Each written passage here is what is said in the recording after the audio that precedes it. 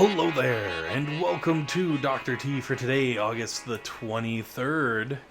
Um, yes, I am still landing Zookas. I actually had Zookas left over from Zooka weekend, and I figured what better way to finish them off than to do a little Dr. T. Even though it is, Volcano Island Tropical Island, and not necessarily conducive.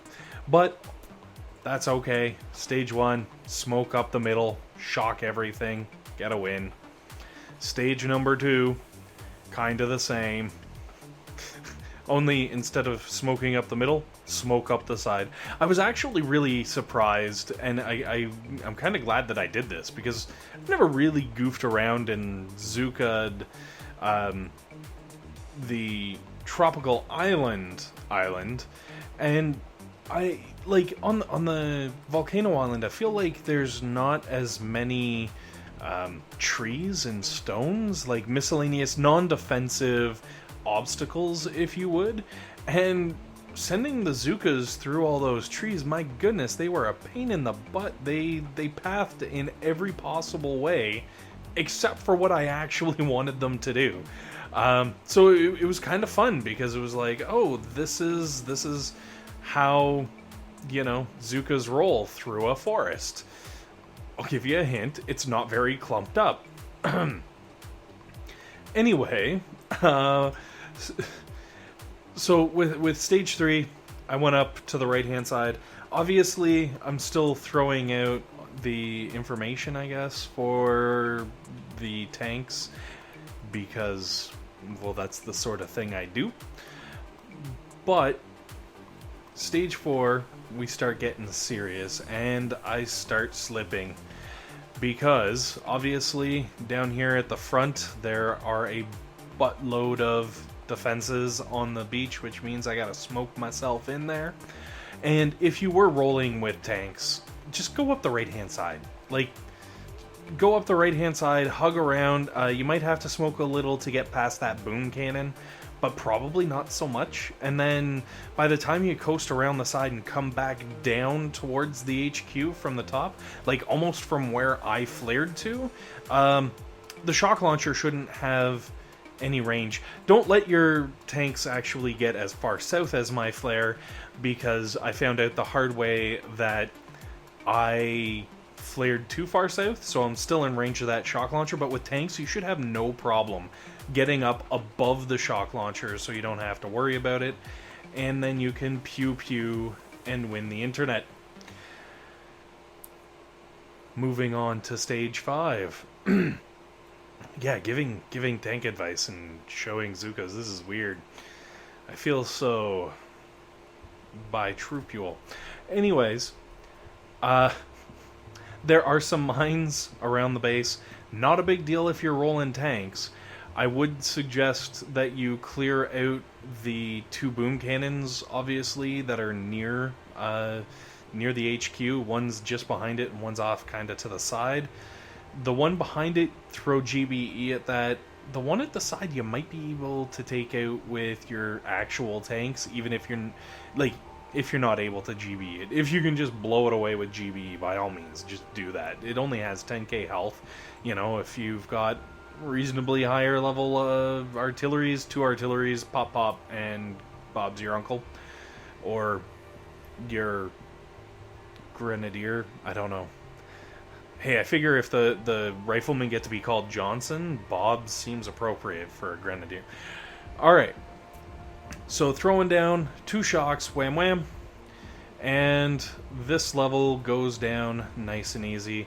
Of course, when I was landing, I was super lazy and didn't bother throwing an extra smoke. I just let the sniper tower pick off my Zookas. I kind of regret doing that, because I'm pretty sure I could have done this with tops 1 fatality.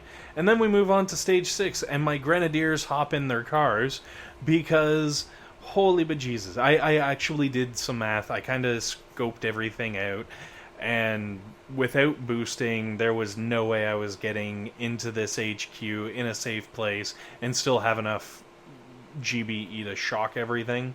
So I switched things up, and as you can see, I am landing 2 tanks per boat because, well, I'm too cheap to just pay to refresh the troops, and I'm too impatient to wait for my landing crafts to fill up. So we're pushing ahead with 10 tanks and 15 medics. The healing tank ratio might be a little askew, which is okay because honestly, coming from the left-hand side here, like almost the whole left-hand side is all machine guns and mortars and just laughable defenses that are, for lack of a better way of putting it, tank food, because the tanks are just going to eat those all day, every day, and not even care. I did, however, have extra GBE, so of course the shock launcher gots to get blowed up. And once you take out that shock launcher, I just kind of coasted through, let things sort of unfold as they would, and they unfolded pretty nicely, I gotta say. I started throwing a couple of shocks because there is a small cluster of sniper towers and cannons, and then I kind of worked my way around the outside. Just because I was taking fire from both sides, plus going after that cluster, which means taking fire from the front. And even with my excessive healing, I didn't have the heart to like continue trying to push through with that. Do be careful if you're coming around this side. As you can see, there are freaking boom mines all over the place, and they are amped up enough that, you know, an unwary tank could get hurt pretty badly. So toss some critters over there, clear things out if you can. I think there's only 4. If you don't have the critters to pull it off, just throw a barrage. As you can see, my GBE is up there, to say the least. And it got to the point where I was just like, hey, wow, I've got so much GBE, I feel like I should burn some of this. And burn it I did. I just started tossing all over because why not? And the good news is you don't have to do that. Like if you're short on GBE, all you got to do is clear out the left-hand side, kind of where I got cleared out there, and then reflare yourself up to the northwest of the HQ, so you're nice and far away from that boom cannon, and you're going to get a nice easy win. And then you can move on to stage 7. And the good news is, still being impatient, so I went after 7 with my 10 tanks and 15 medics. I guess this really emphasizes how important it is to upgrade your medics with your tanks.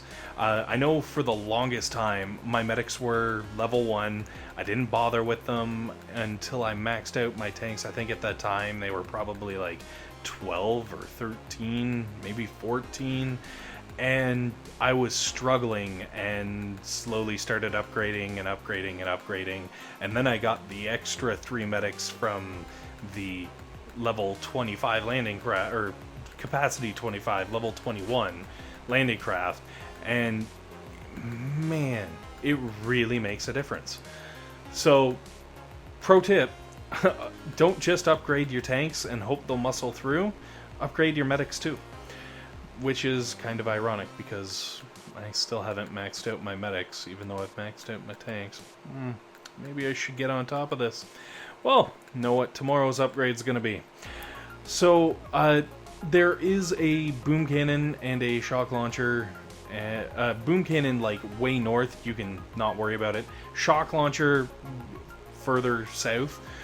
To the west of the HQ, obviously, because if it was to the east of the HQ, it would be in the ocean.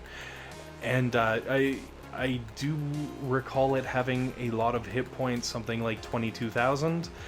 And I basically just used artillery on that and bridged the artillery with surrounding buildings. The reason I did this is because there's a mountain of mines that get placed in various places, plus a bunch of sniper towers and cannons and stuff, and I was just like, you know what, screw it, I'm just gonna blow up the mines just so I don't have to deal with them. They're not gonna, you know, cause any problems, and I'll call it a day. And then we get into this sort of scenario where it's just my 10 tanks chilling over on the right-hand side with a rocket launcher, and I don't even know if that sniper tower behind the HQ actually has range. I assume it's pecking away there.